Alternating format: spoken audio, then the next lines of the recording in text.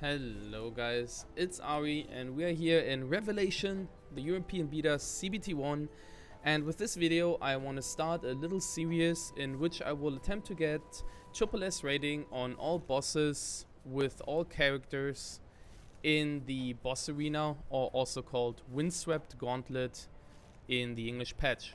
So the reason why I want to do this, I already have it here in my achievements, but I wanted to make a video about it as well so people can see how it's done and maybe get some tricks. So why you kind of want to do this is because from this achievement you can get the Skyfire dragon wings, and I am currently wearing them. As you can see, they look pretty awesome and they're also pretty fast. If you look here, they currently have flying uses 11 meters per second and 22 meters per second while you're sprinting. It's pretty good. Looking at it, I kind of need to repair my wings soonish, but yeah, that's why you want to do it. And this boss arena, it's located on the west side of the map right here. You should have a teleporter that leads you directly to it. So before we go into the actual bosses, I first want to talk a little bit about the other rewards that you can get in this boss arena.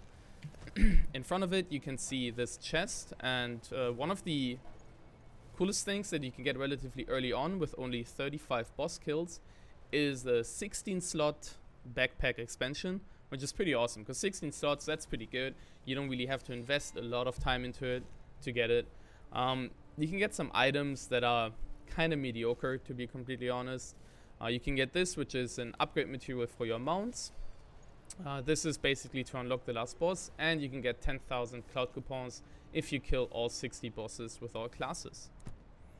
So for now we're gonna go into the arena, and so the arena is basically, you can choose from all classes and you will get a pre-made character. So you can here choose Swordmage, Spirit Shaper, Vanguard, Blademaster, Gunslinger and Occultist.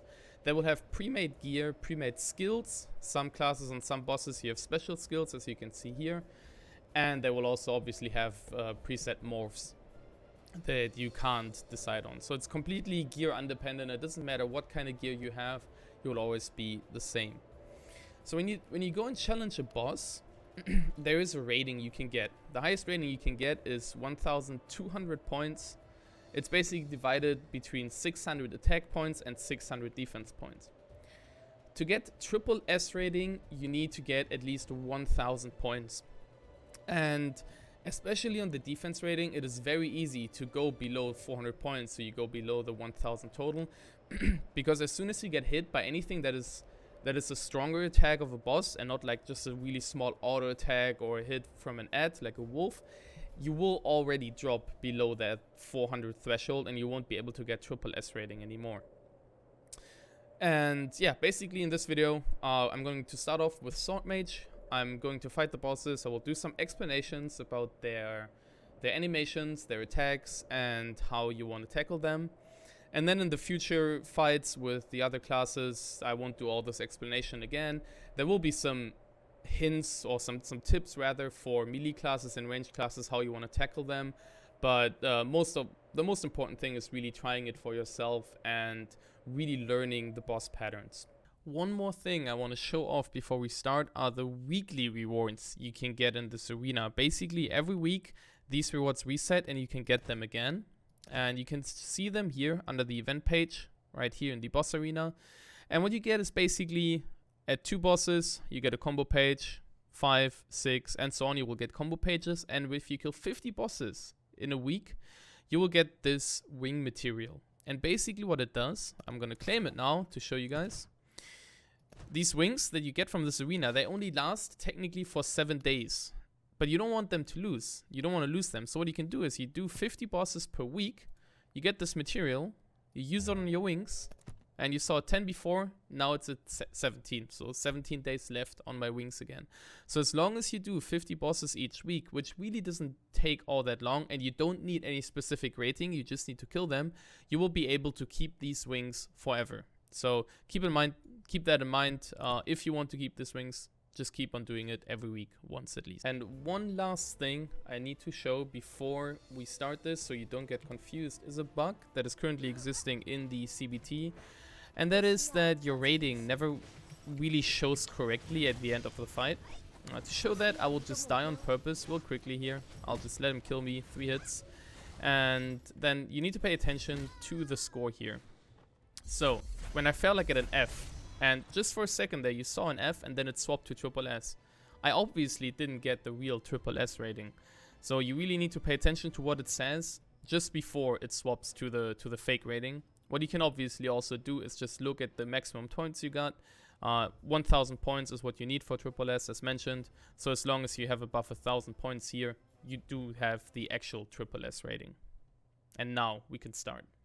Alright, here we are at the first boss. His name's Flamelord, and especially for ranged, this boss is pretty straightforward because the only attack he is going to do is that line attack you're seeing here. So just sidestep, go from left to right, pretty simple. Just keep on attacking him until he's dead.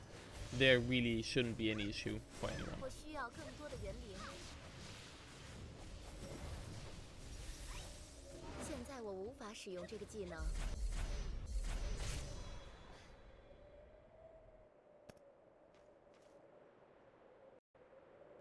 Alright, next up is Chubby. And this boss is also not that difficult, but there's some tricks you can use on this boss. So basically he does have a charge attack. However, he only uses that charge attack if you are not fully inside a circle. So as you can see here, I move all the way into him even though I'm ranged. And then all he will do is some basic attacks that you can step through right here. Just move behind him, didn't get hit. And the big AoE stomp. And that's basically the 2 attacks and the laser that he does very rarely that you have to watch out for. As soon as he does the stomp, dodge out, dodge back in, and he won't charge at all. And then the fight is pretty straightforward, honestly. Just keep on DPSing him until he's down and do your best in dodging the basic attacks. But even if you get hit by them, it won't change too much, honestly. If you get hit once or twice, you're still gonna get triple S. Alright, next up is Samul, the caster of the second boss pair in Great Wall. His attack, the first one he's doing here, is an orb that he will only use if you're unranged. He oftentimes follows it up with a teleport and then followed up by an AoE, so you can just dodge out of it.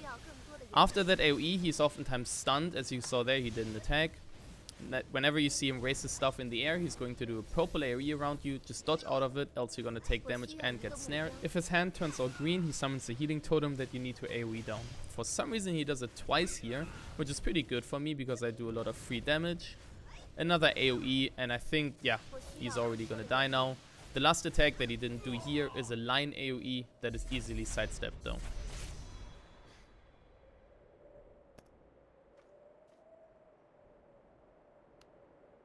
Next up is Gong, the Blademaster of the second pair boss in Great Wall. He will either jump or charge at you at the start. Here he will charge and he will always follow it up with a triple hit combo, which is very easy to dodge as range. Just go there, go a little bit to the side and do free damage. If you let him come close, he will do an AoE. And if you're still on ranged, he will jump at you, so be ready to dodge that as well. Melee attacks, relatively slow and easy to dodge. Now he's summoning a dog. If you're still close by the time he summons it, you will get stunned. Now here he backs up slowly away from me, and every time he does that, he will always follow it up with a 3-hit combo. So I should have just followed him instead of dodging, and then I would have had an easy time dodging the first hit of it as well. But it didn't do too much damage, so I'm still good and still got full score. So that's alright. But if he backs up slowly, he will always do the triple hit combo. Alright, next up is Demon Urgong, the last boss of the Abandoned Shrine. He will either start off by walking at you for a basic attack, charging, or jumping, so you need to be ready for either one. Melee attacks, quite easy to dodge as they're very predictable. Jump over the fire waves. If you're in mid or close range, he will do this AoE. Gives you a lot of free damage as a melee, so you kind of want to bait it out. I'm getting quite lucky because he's not charging or running at all, so I can do a lot of damage with my thunder attacks. And yeah, that's already the last attack he's going to do. Triple wave, just move in between the 3 waves and jump over the big one.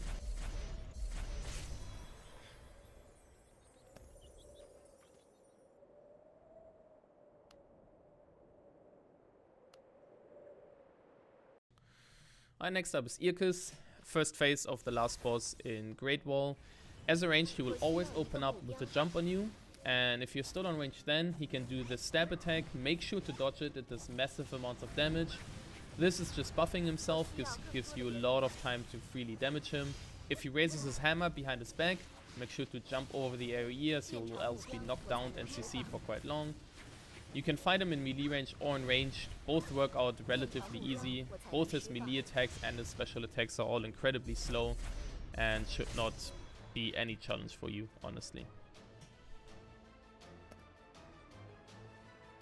And that leads us to the second phase of Earcus, where he's in his wolf form, and that one is significantly harder. His attacks become very fast, he summons wolves as adds. He has a lot of charges and a 5-hit AoE attack that you need to jump over, so you need to be ready for everything. The wolves can be quite annoying, make sure to keep moving as they will else hit you. Here you see the AoE, just jump over it 5 times. The last one is a little bit delayed, so don't be fooled by it, don't jump too early and get hit. Now as you can see, I stay really close to him here. If he does one melee attack, he will oftentimes follow it up with this triple hit. And it's very easy to dodge if you're already standing within his hitbox, because he will just go through you and with the first attack, and then you just go back and forth a little bit and you won't be hit.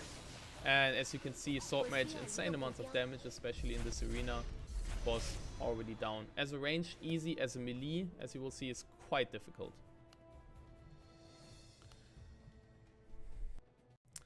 Next up is Chunga. Relatively easy boss, especially for ranged. He's oftentimes going to start up the fight by throwing his claws at you. There it is. If you're in mid-range, you can just dodge all the way to the side. If you're very far, you just go a little bit to the left and you won't get hit. Apart from that, if he does this triple attack, you need to make sure to not dodge the first one. You need to just walk to the side to not get hit. So you have 2 dodges for the following up charge and the jump.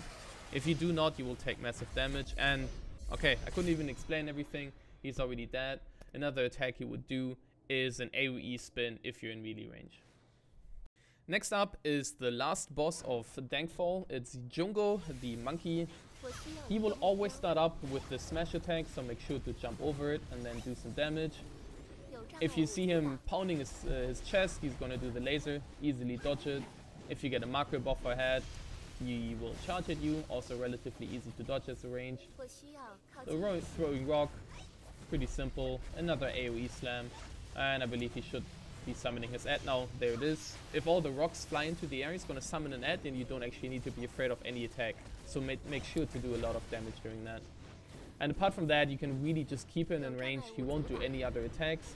However, you need to be careful of the ads if you choose not to kill them, because they do a big line AoE that will do massive damage and most likely result in loss of triple S if you get hit. And that leads us to the last boss, the Scarlet Worm, who is unlocked once you defeat all bosses with all other classes. If you're at ranged at the start, he will most likely open up with his Flame Orb, which will explode after a certain amount of time or when colliding with you, dealing a good amount of AoE damage and blocking all your dodge abilities. He will follow that up with a charge, followed up by a leap if you're still out of range from him. Now he's doing the most deadly attack. He flies into the air, raises his head up with flames, and that's when you need to dodge, as you will else get almost one shot. But this always gives you a really good opening to do a lot of damage to him, as he will be disabled for quite some time. Next up, you can see here him charging up to do a massive AoE attack. For range, it's relatively easy to dodge that. Now another Flame Orb, make sure to get away from it ASAP, followed up by a charge once again. And this time I was close enough so he's not doing his leap. If you're standing behind him after he does a melee attack, he will always follow it up with a tail swipe, which is very easy for you to dodge, so you can do a lot of damage.